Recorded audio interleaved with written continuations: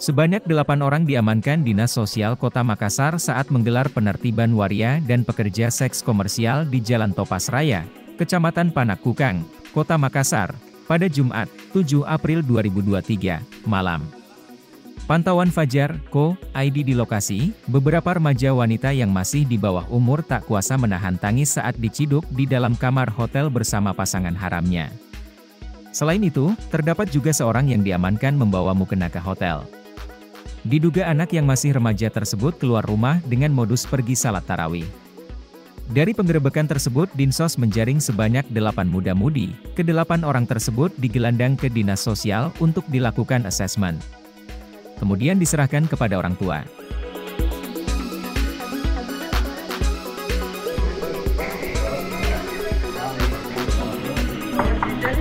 Oh, 2 kamar nih.